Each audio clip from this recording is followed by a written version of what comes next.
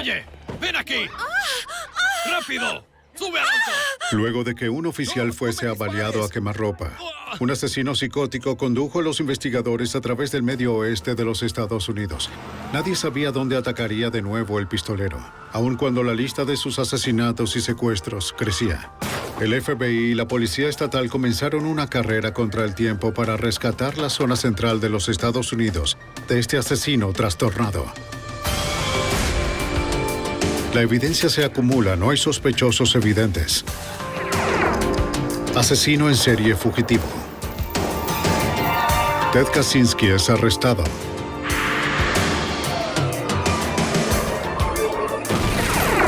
Fugitivo a un prófugo.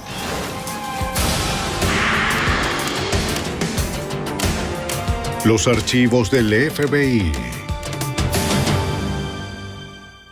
Un pequeño pueblo sin crímenes fue estremecido hasta sus cimientos por la llegada de un peligroso extraño.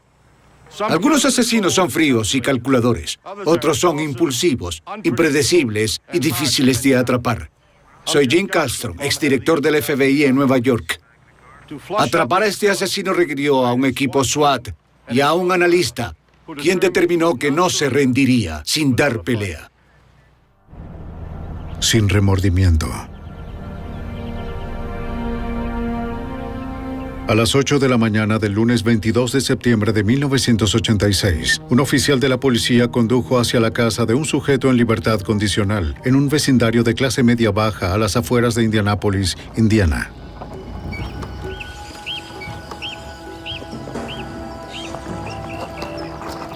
Era una visita de rutina programada una semana antes.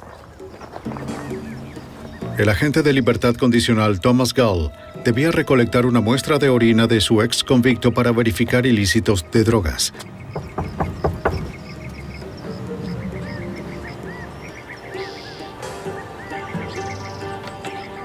Michael Wayne Jackson, de 40 años, había sido liberado de la prisión federal 5 meses antes por tenencia de armas. También poseía un historial de abuso de sustancias y una esquizofrenia paranoide severa. El hombre en libertad condicional estaba reacio a permitir la entrada de Gall, pero el oficial insistió. ¡Dije que no! ¡Déjeme solo! Momentos después, un vecino escuchó gritos provenientes de la casa de Jackson. Vio al oficial salir corriendo por la puerta. ¡No! ¡Ah! Jackson lo persiguió disparándole en la espalda con una escopeta recortada. ¡Oh, Dios!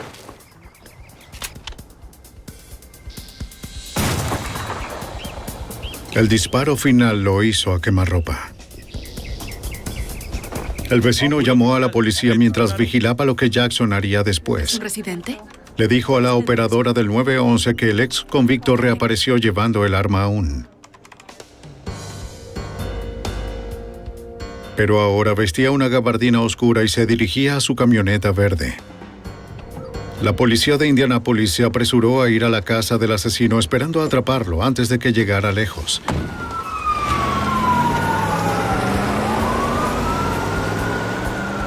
Zapatos blancos y jeans. El vecino agregó que Jackson vestía zapatos de goma blancos y jeans cuando lo vio salir del vecindario. En una camioneta. Jackson escapó antes de que la policía llegara.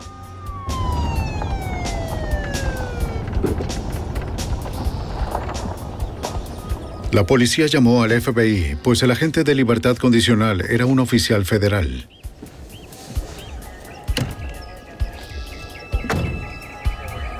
Thomas Gall, de 39 años, fue asesinado de forma instantánea de un disparo en la cabeza. El agente especial Jack Osborne, de la oficina de Indianápolis, fue asignado al caso. Cuando llegué a la residencia de Jackson, la víctima aún se encontraba en la escena. Enviamos a muchos agentes y había una gran cantidad de policías en el área. Estábamos en el proceso de identificar a cualquiera de los testigos para ser interrogados por el departamento de policía y un agente. ¿Vio algo que pudiera señalar? El testigo ocular que había llamado al 911 indicó que el comportamiento de Jackson fue cada vez más errático. De acuerdo. ¿A qué hora vio al atacante? El vecino dijo que había visto a Jackson más de una vez afuera hablando solo, de una forma ruidosa y agitada. gritando y chillando. Bien. Veía por la ventana y... Los agentes llamaron a la oficina de libertad condicional para saber sobre el pasado de Su Jackson. apariencia no era la mejor. Mientras estuvo en prisión, el año anterior, a él se le diagnosticó una esquizofrenia paranoide y personalidad antisocial, por lo que fue atendido en un instituto de salud mental de Indianápolis, donde se le indicó tomar medicación mensual para esta enfermedad y se temía que no estuviera tomando dichas medicinas. Los técnicos de evidencias marcaron las posiciones de 3 casquillos calibre 12 encontrados cerca del cuerpo del oficial de libertad condicional. Thomas Gull recibió 3 disparos, siendo el último fatal. En servicio por 11 años, el veterano de Vietnam fue el primer oficial federal de libertad condicional muerto cumpliendo su deber. Thomas Gull dejó una familia joven y muchos amigos. Conocí muy bien a Tom. Conocí a su familia. Conocí a su esposa. Sabía que tenía 2 hijos. Sabía que había estado en el cuerpo de marines, que había pasado un año en Vietnam. Conversamos un poco sobre eso. Era una persona muy agradable, al extremo profesional y atento, y fue difícil trabajar este caso y mantener la distancia debido a esa cercanía. Los oficiales describieron el interior de la casa de Jackson como no apto para ser habitado por humanos. Entre los desechos, los investigadores hallaron la camisa cubierta de sangre que Jackson vestía al momento del ataque, de la que había sido despojado. Había basura y excrementos de animales esparcidos por el lugar. No había electricidad ni agua corriente. En un mostrador de la cocina, los investigadores descubrieron una sierra manual. También hallaron una culata recortada y el cañón de una pistola, similar al arma asesina que Jackson quizás aún llevaba con él. ¿A qué homicidios? Mientras los investigadores analizaban la casa, una alerta llegó de la radio policial. Bien, vamos en camino. A 8 kilómetros de distancia, unos testigos habían reportado otro homicidio. Solo 20 minutos después de que el oficial de libertad condicional había sido avaliado, un segundo hombre fue asesinado en una tienda con un disparo de escopeta. Y un tercero había sido secuestrado. Los agentes interrogaron a una testigo quien describió al atacante con cabello tupido, barba y vistiendo una gabardina oscura. La mujer añadió que el asesino vestía un raro disfraz. Algo raro en su... Los testigos de la tienda indicaron que el individuo entró al local llevando un arma de fuego, pero tenía algo en su cara. Los testigos pensaron que era grasa y quizás algo de pintura en aerosol en su cabello y su barba, lo que le daba un aspecto bastante extraño. Los agentes estaban convencidos de que era Jackson. Trataré de ubicar. Una testigo describió que a las 8:20 de la mañana el hombre armado de rostro plateado entró de pronto exigiendo dinero. Muy bien, que nadie se mueva. ¡Tú, sal de aquí! ¡Tú atrás! ¡Tú! ¡Ve allí y retira el dinero! De acuerdo, ¡Retira el eso dinero! hago, eso ¡Toma hago. el dinero! Lo hago lo más ¡Muévete! rápido, lo más En pánico, el hombre lucha para abrir la registradora, pero el pistolero no podía esperar. Oye, tú, vámonos de aquí. No queriendo irse con las manos vacías, el asesino obligó a un repartidor de pan a que lo sacara de la escena en su camión.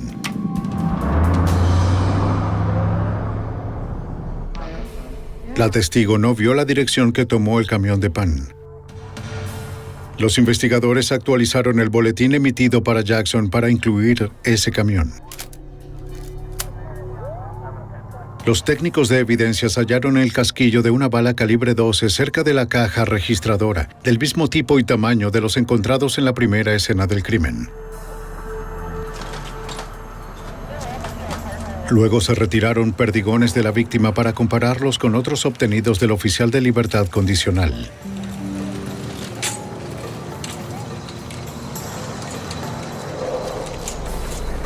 Los detectives examinaron la camioneta que Jackson había abandonado. Dentro hallaron grasa y una lata de pintura plateada en aerosol. Quizás la usó Jackson en su disfraz improvisado. Encontramos un envase de pintura en aerosol en la camioneta de Jackson. No estábamos seguros de por qué pintó su rostro antes de entrar a la tienda, luego de dejar su residencia. Sospechamos que estaba intentando esconder su identidad y lo hizo de esa manera extraña. 20 minutos después, los agentes recibieron una llamada del conductor del camión de pan. Jackson lo había liberado en el aeropuerto sano y salvo. Pero el hombre les dijo a los investigadores que el fugitivo seguía armado y en la vía. Jackson había tomado otro vehículo del aeropuerto, de nuevo a punta de pistola, y condujo por la autopista en el área de Indiana. No pagó los $10.50 por la gasolina en la estación de servicio y estuvo en un vehículo que nos describieron y había una mujer en ese vehículo. Tal como el hombre del camión del pan, la mujer fue liberada poco después y llamó al 911. Pero una segunda mujer no fue tan afortunada. A eso de las 9 de la mañana, una joven madre regresaba a su residencia en los suburbios de Indianápolis.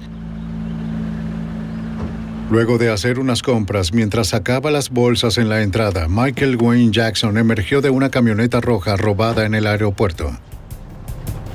Oye, ven aquí. Ven aquí. Sube al auto. Sube al auto.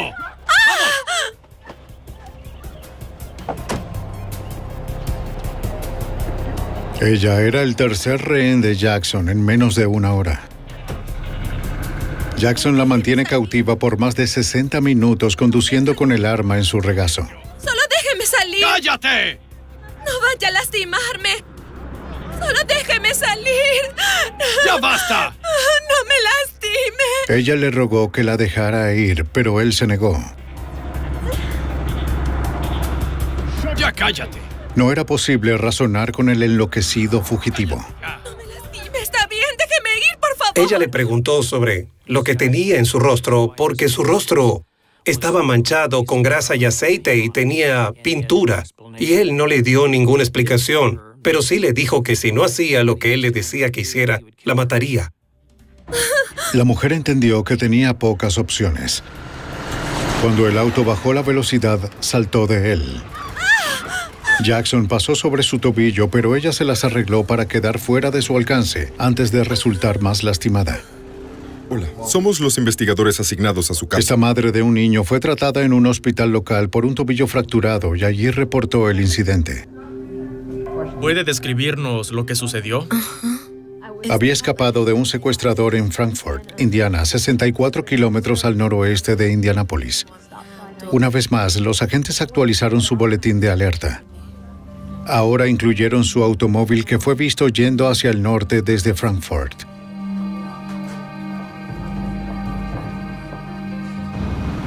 Los investigadores tuvieron problemas para predecir el próximo movimiento de Jackson. Recopilaron con rapidez información sobre su pasado intentando ganar ventaja.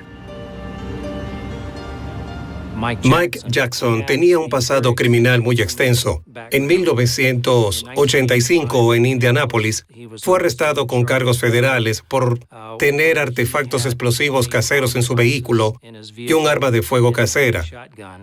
Por esto, recibió una sentencia de 1 año en una prisión federal y se encontraba bajo libertad condicional de 3 años por ese delito en aquel momento.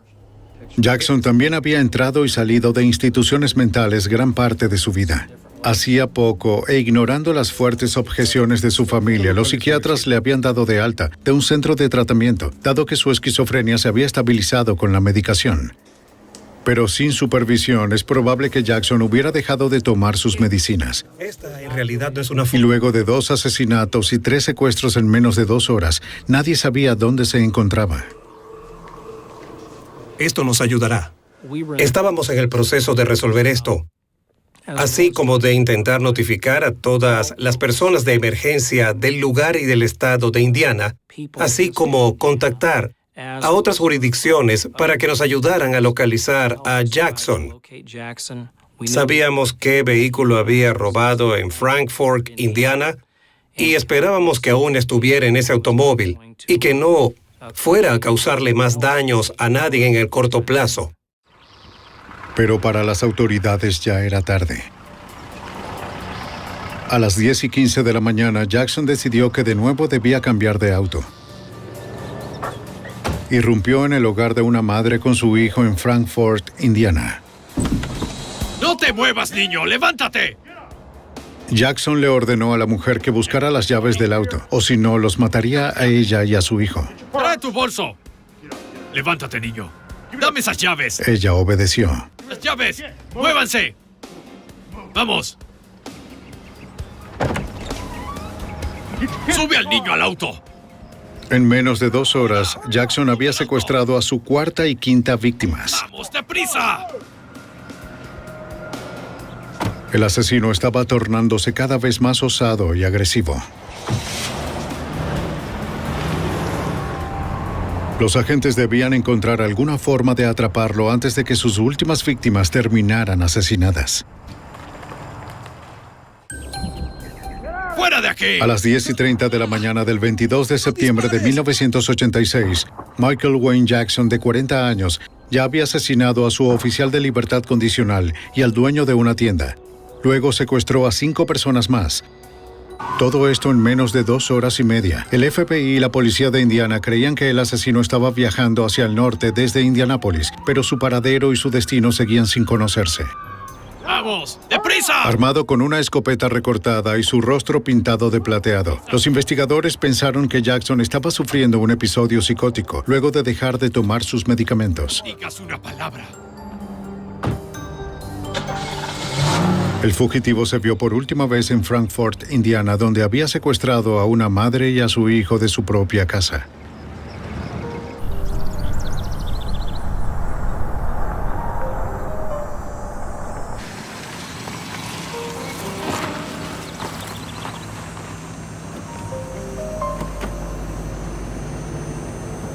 ¡Salgan del auto!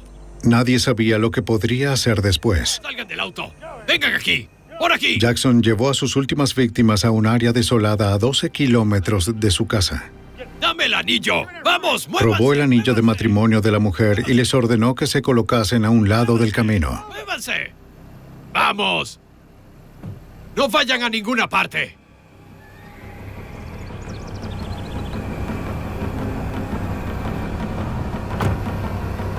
Aunque la mujer y su hijo sobrevivieron sin daño alguno, fueron 20 minutos hasta el teléfono más cercano antes de que ella pudiera reportar el último paradero conocido del asesino.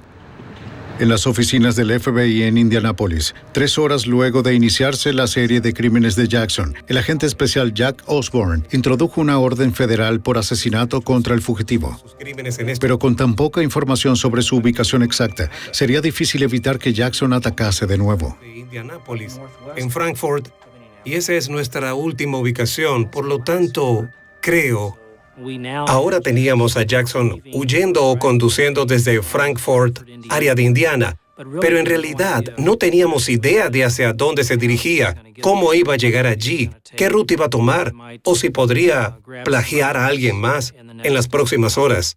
Esta es nuestra quinta ubicación. Dado que los patrones de viaje y de crímenes de Jackson eran tan aleatorios, los agentes expandieron la búsqueda y alertaron a todos los oficiales terrestres del FBI en un radio de 1,200 kilómetros que incluía Cleveland, Chicago y St. Louis. Si podemos abarcar a todo el estado, también a todas las fuerzas del orden, en particular a lo largo de la Interestatal 65. También contactaron a la madre del fugitivo en Jackson, Mississippi, pero no tenía idea de a dónde podría estar dirigiéndose su hijo.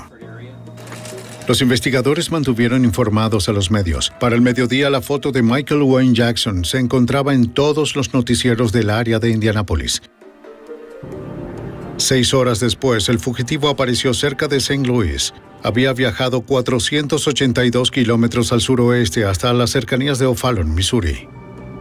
Los oficiales locales recibieron reportes de 2 residentes que habían sido secuestrados por un hombre de rostro plateado con un arma. Una descripción de su auto con placas de Missouri se añadió a la lista, como el más reciente de los vehículos robados por Jackson.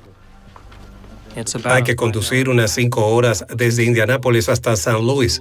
Así que, en la tarde del lunes 22 de septiembre, Las fuerzas del orden locales y estatales en Missouri, luego de que habían recibido nuestros boletines, notificaron al Departamento de Policía y a nuestra oficina que creían que Jackson se encontraba allí porque había intentado secuestrar y robar el vehículo de 2 personas distintas en esa área.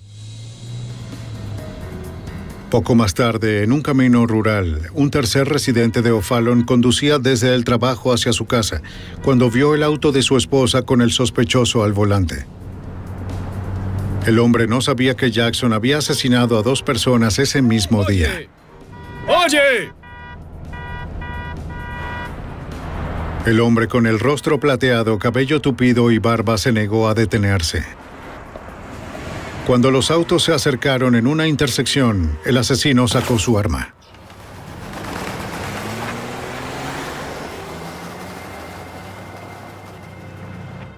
Hay rastro. A las 7 en punto de esa noche, el hombre informó que el pistolero solo alcanzó la parte delantera de su auto. Manejando el auto de mi esposa. Regresó a su casa luego del tiroteo para descubrir que su esposa y su suegro habían sido atacados por el fugitivo, pero sin heridas serias. El auto de mi esposa. Las autoridades entonces agregaron el automóvil azul robado y su matrícula al boletín de Jackson. Era el 7º vehículo secuestrado en menos de 12 horas. Nos alegró mucho saberlo. Es decir, sabíamos dónde estaba. Nos alegramos de saber que no había herido a nadie más y ahora sabíamos que tenía un vehículo diferente y que las autoridades federales de San Luis, locales y estatales, estaban en vías de intentar localizarlo y detenerlo sin que nadie más resultase herido. Aún a pesar del boletín emitido, Jackson no fue visto en ninguna parte. Los patrulleros de autopistas del estado de Missouri atendieron un accidente cerca de la I-70 en O'Fallon, cerca del punto donde el fugitivo había sido visto por última vez. Un auto se había estrellado contra un árbol. El conductor fue declarado muerto en el lugar. Debido a la oscuridad de la noche, los oficiales no pudieron determinar la gravedad de las heridas del hombre. Con dudas por las circunstancias, la familia del hombre ordenó una autopsia. El forense determinó que el hombre había recibido un disparo en la cabeza desde una corta distancia, a través de la ventana del conductor con un arma calibre 12, el mismo tipo que Jackson había utilizado para asesinar a su oficial de libertad condicional y al dueño de la tienda. Los forenses enviaron los perdigones al laboratorio de la Policía Estatal de Indiana para que pudieran compararlos con los demás. Tomaría varios días conocer los resultados. Las patrullas del área intensificaron la vigilancia en busca del fugitivo armado.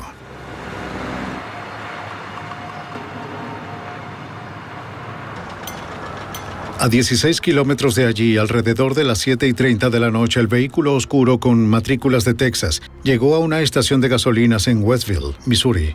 Jackson había plagiado su 8º vehículo y tomó a su conductor como rehén.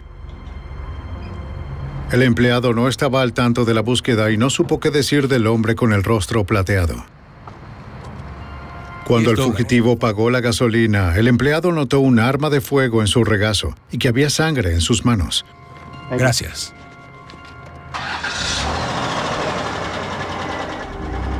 De inmediato notificó a las autoridades, quienes una vez más actualizaron el boletín de Jackson. Ahora incluía el auto con matrículas de Texas. Los oficiales locales y estatales acudieron al área de Wentzville, cerca de la Interestatal 70. Tenían que hallar al asesino en serie antes de que atacara de nuevo. El 22 de septiembre de 1986, el FBI seguía buscando al fugitivo Michael Wayne Jackson, solicitado por 3 asesinatos y 11 secuestros en menos de 12 horas. El hombre del rostro plateado fue visto por última vez en una estación de gasolina de Missouri, armado con una escopeta recortada y conduciendo un vehículo robado de color oscuro con matrículas de Texas. Gracias. El pasajero era el dueño del automóvil y era el rehén más reciente de Jackson. Para las autoridades resultaba imposible conocer a dónde podría dirigirse Jackson, dado lo errático de su comportamiento, luego de dejar de tomar sus medicamentos antipsicóticos.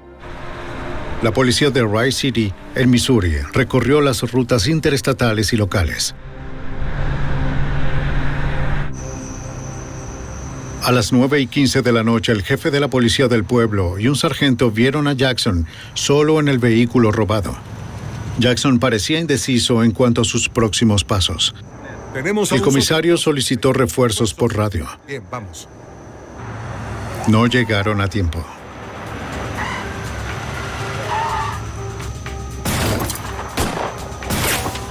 ¿Estás bien? El sargento fue herido en la cabeza. Jackson había escapado. ¿Todo bien? Sí. Las heridas del sargento eran leves, por lo que el jefe salió en persecución, dejándolo en compañía de un testigo preocupado. Pero el jefe nunca alcanzó al fugitivo. A 8 kilómetros de distancia, 2 oficiales de la Policía del Tráfico del estado de Missouri hallaron el automóvil robado, abandonado en una vía interestatal. No había nadie adentro, pero las llaves aún estaban allí. Entonces los oficiales escucharon golpes provenientes del maletero. ¡Auxilio! ¡Cúbreme! ¡Auxilio! ¡Auxilio! ¡Aquí! ¡Estoy atrapado! Cuidado. Se prepararon para lo peor. ¡En la cajuela! Mantenga la calma. ¡No! ¡Esperen! ¡Esperen! Bien, salga con las manos en alto. ¡Esperen! Solo hallaron al aterrorizado dueño traumatizado pero sin heridas. Habían robado su identificación, por lo que la policía lo revisó para asegurarse de que no estuviese armado. Permítame su identificación. Describió a su secuestrador con el rostro plateado y armado con una escopeta recortada. No tenía idea de a dónde había huido el hombre, pero parecía que se había llevado su arma, dado que la policía no la encontró en el auto. El FBI y la policía local se desplegaron sin saber qué dirección había tomado el fugitivo, o si ya había secuestrado a su siguiente víctima. A pesar de las horas de búsqueda, no hallaron rastros del pistolero, según el agente especial encargado del FBI en St. Louis, Hal Helteroff. La noche en la que Michael Wayne Jackson abandonó su vehículo, hicimos 2 redadas, tanto al lado sur como al lado norte de la interestatal a la mañana siguiente. No pudimos sacarlo de allí. Entonces, me di cuenta de que iba a ser una búsqueda más larga de lo que esperaba. Y en ese momento asigné más agentes del FBI al caso. Los agentes estatales y federales examinaron el último vehículo robado por Jackson. Notaron que la puerta del lado del conductor había sido perforada durante el tiroteo con la policía. Como no hallaron los casquillos, parecía que Jackson había recibido los disparos en las costillas. El hecho de que Jackson abandonó el vehículo momentos después podría explicar la falta de sangre en el asiento. Una teoría era que estaba herido y que tal vez se había dirigido al sur de la interestatal, que yacía en el suelo en alguna parte y no podía levantarse por estar herido o muerto. Se estableció un puesto de mando central en Rice City para coordinar el trabajo de búsqueda. Y el vehículo fue robado aquí y recuperado en O'Fallon, Missouri. El área alrededor de la interestatal abarcaba cientos de hectáreas de tierras de cultivo y bosques. ¿Alguna descripción de ese automóvil? Cubrirla toda requeriría cientos de personas, vehículos y bloqueos de vías por 24 horas. Lo que estamos tratando... Para el sargento de patrullaje del estado de Missouri, Don Biselli, nadie estaría a salvo hasta que Jackson fuera encontrado. de vías. La información que obtuvimos de la oficina sobre el pasado de Jackson aumentó nuestra preocupación por la seguridad de los habitantes de Rice City y de la de nuestros oficiales. No había dudado en disparar antes y ya había asesinado a un oficial de las fuerzas del orden, el oficial de libertad condicional, y no había nada que nos hiciera creer que se detendría. Aquí hay información para ustedes. Las autoridades establecieron un perímetro alrededor de Rice City, que se extendía 8 kilómetros en cada dirección. Los residentes de una población de 1.200 habitantes se despertaron para encontrar a su comunidad saturada con fuerzas del orden, buscando a un asesino armado e inestable. Con una tasa de homicidios de 0 y una actividad criminal mínima en todo sentido, los pobladores estaban atemorizados. Se vieron forzados a cerrar sus puertas con seguro por primera vez y muchos dejaron a sus hijos en casa sin enviarlos a la escuela.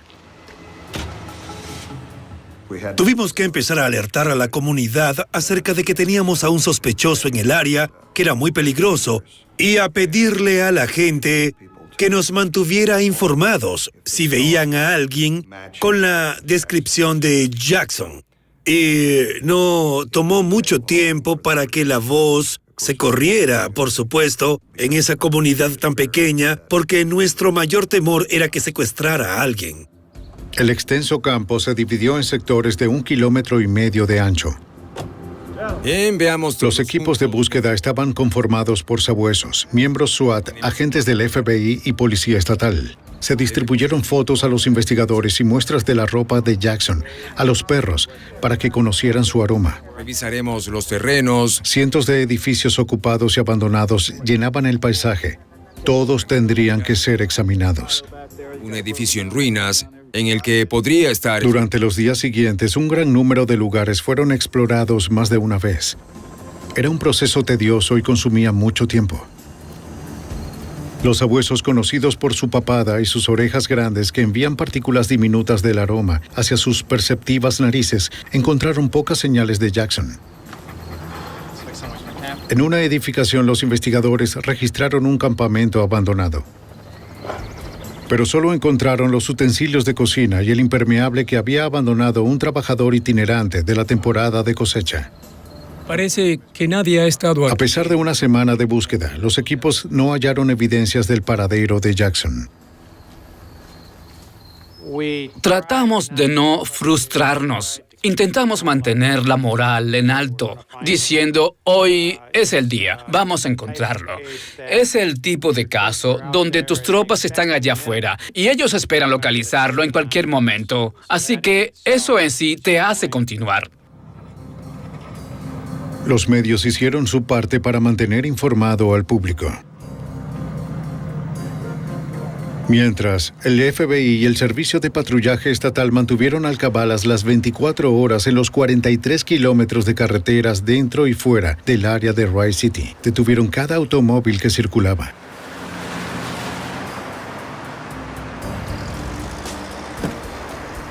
Uno de los hombres que detuvieron dijo ser el sobrino del fugitivo.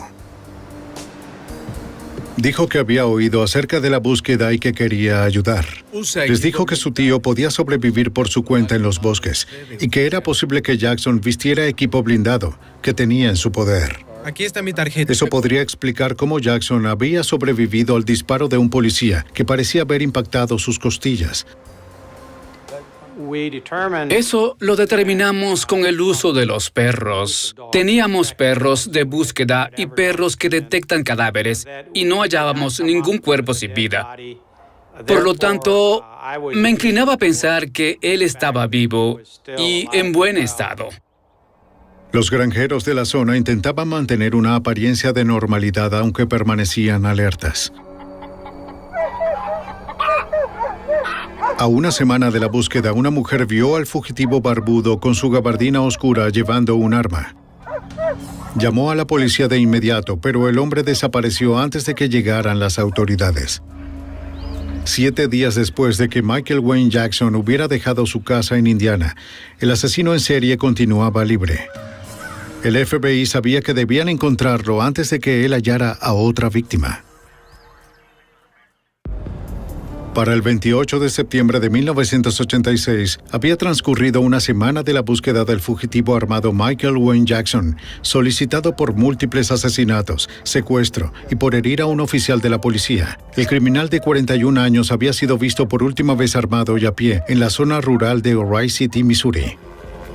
A pesar de la búsqueda masiva, el FBI y los investigadores locales no encontraban señales del paradero del asesino.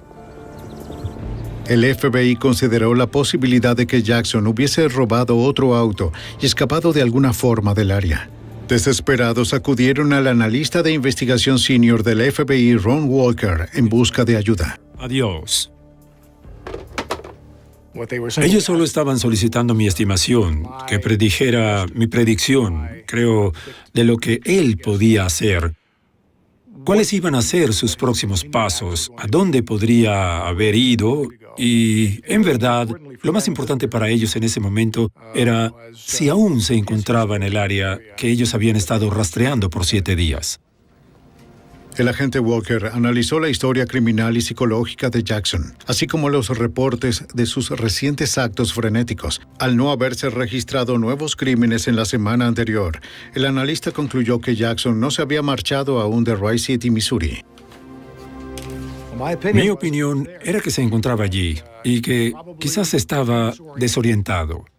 Como resultado de sus creencias de tipo paranoide y su miedo a ser capturado, había evitado el contacto con las personas, a menos que fuese para tener acceso a un vehículo para huir.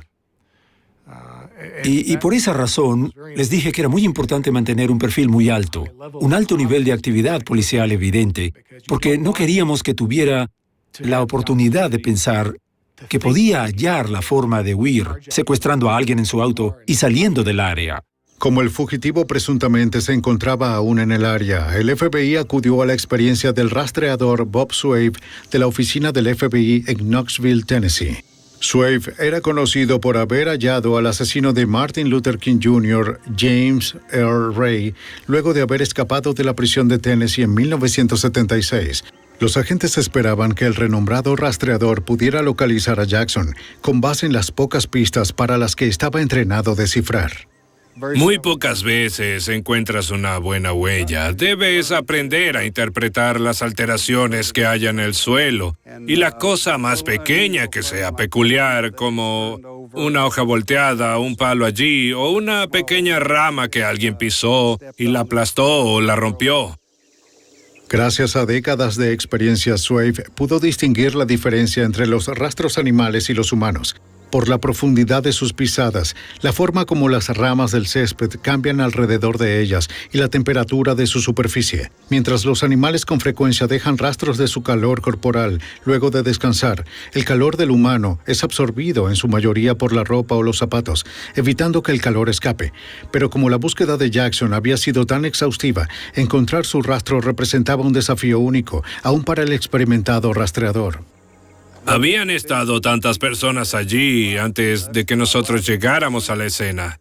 Es decir, había tal vez 200 o 300 oficiales de policía o oficiales de la fuerza del orden, dispersos en todo el área, buscando antes de que nosotros siquiera llegáramos a la escena, así que eso lo hizo difícil. Entonces, el 29 de septiembre de 1986, un residente de Rice City confirmó lo que el analista había sospechado. Reportó que habían irrumpido en su casa de huéspedes. No habían robado nada, pero halló un espejo roto, afeitadoras desechables usadas y un envase de sopa abierto. Los técnicos de evidencias recolectaron vello afeitado del lavamanos, salpicado con pintura plateada. Parecía que Jackson había cambiado su apariencia una vez más. Después de 9 días de búsqueda, los agentes temieron que Jackson hubiera podido evadir los controles con su nuevo aspecto. El agente especial Jack Osborne tomó medidas para alertar al público en general. Jackson fue incorporado a las listas de los más buscados del FBI el 1 de octubre para obtener exposición a nivel nacional. Una búsqueda en St. Louis y en Wright City había continuado por muchos días. Había sido visto, pero no sabíamos en dónde se encontraba. Y pensábamos que si había publicidad, siendo él una persona tan peligrosa, eso nos ayudaría a localizarlo en caso de haber salido del área de St. Louis o de Wright City. El 2 de octubre, los investigadores regresaron a una edificación que habían revisado una semana antes. Aún estaban allí los materiales para acampar que ya habían visto, pero ahora faltaba un artículo, un impermeable azul. Se preguntaron si era de Jackson y si habría regresado a buscarlo ahora que las noches se estaban haciendo más frías. Sentí que probablemente iba a buscar alguna edificación abandonada para esconderse, solo para guarecerse del clima. Estábamos lidiando con un hombre que había estado huyendo, sin comida ni agua, hasta donde sabíamos, que estaba bajo un estado alterado, elevado de ansiedad emocional y psicológica y excitación. A nivel físico, podía estar muy debilitado, así como mentalmente. A medida que el equipo se acercaba al granero que habían registrado antes, el rastreador notó la huella húmeda de un zapato deportivo que apuntaba hacia el interior. Jackson había sido visto por última vez usando zapatos deportivos. Los investigadores no estaban seguros de cuándo era la huella, ni de si era de Jackson. Sabíamos que allí había estado el equipo SWAT, allí, y no sabíamos con certeza si era su propio rastro o si eran nuestros. Parte del lodo se había secado un poco, otra parte aún estaba húmeda, indicando que eso tenía quizás unas 8 horas. Un disparo resonó desde la parte alta. Un miembro del equipo escapó sin daños, pero otro quedó atrapado abajo. Cuando el disparo pasó sobre mi cabeza, por supuesto que hubo disparos de perdigones por todo el granero. Creo que ninguno de nosotros resultó herido, pero miré a mi izquierda y vi a uno de los rastreadores saltar dentro de una caballeriza. Sin conocer la ubicación exacta del pistolero, no podía llegar hasta la puerta sin exponerse como un blanco fácil. John. ¿Sí? Dado que el rastreador no tenía radio, los investigadores le hablaron a través de las paredes. Bien. Él confirmó que no estaba herido y describió el espacio interior para que el equipo pudiese planificar el rescate. No había otra salida, salvo la puerta principal. Supe que la salida del caso de Jackson sería una muy violenta. Vi tal vez que se generaría una situación de barricada con tiroteo, donde sería asesinado por la policía. Quizás ocurriría un suicidio por la policía, donde él los forzaría a dispararle. Me sentí totalmente seguro de que no habría una solución pacífica para este caso. De acuerdo. ¿Estás herido? No, estoy bien. El rastreador esperó por ayuda, atrapado dentro del granero, con un pistolero armado y demente en el piso superior. El 2 de octubre de 1986, el FBI y la Policía Estatal de Missouri tenían rodeado un granero en Wright City, donde un rastreador quedó atrapado, con un pistolero en el piso superior, quien se creía era el asesino Michael Wayne Jackson. Mientras un helicóptero vigilaba al granero desde arriba, los miembros del equipo SWAT tomaban posiciones alrededor del perímetro. Un francotirador del equipo abrió fuego, esperando distraer al pistolero el tiempo suficiente como para que el rastreador pudiera escapar por la puerta principal.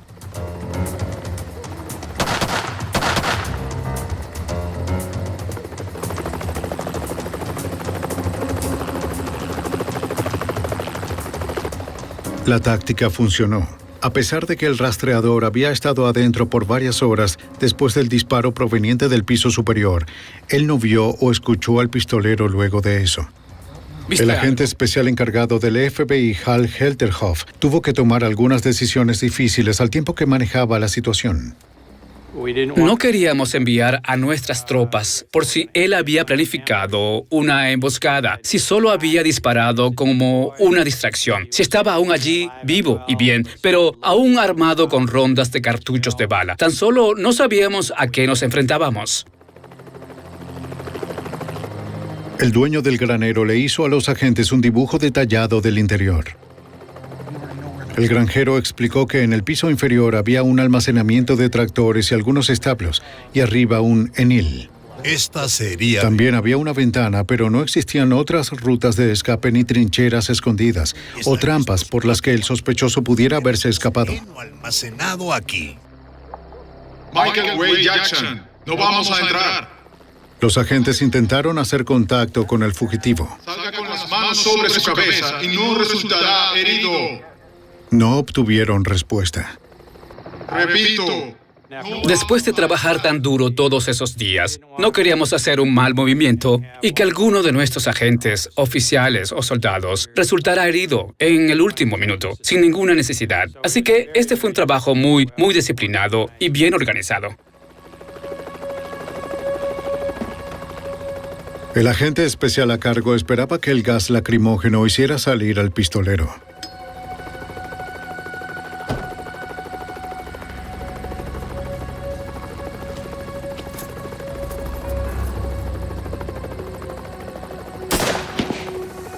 Dispararon cápsulas de gas lacrimógeno no inflamable hacia el piso superior.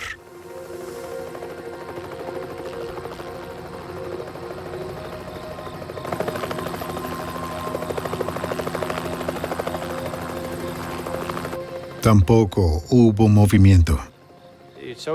Estaba oscuro e intentábamos definir el movimiento táctico que debíamos hacer. Un asalto, o debíamos esperar hasta la mañana siguiente, o el amanecer, o la luz del día. Habíamos trabajado 11 días, que eran unas pocas horas más cuando sabíamos que estaba allí atrapado.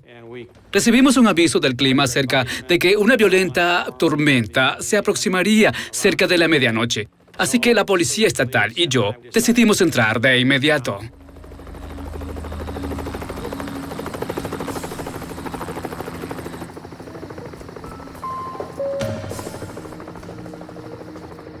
Equipados con lentes de visión nocturna, los miembros SWAT recorrieron el espacio oscuro y sombrío.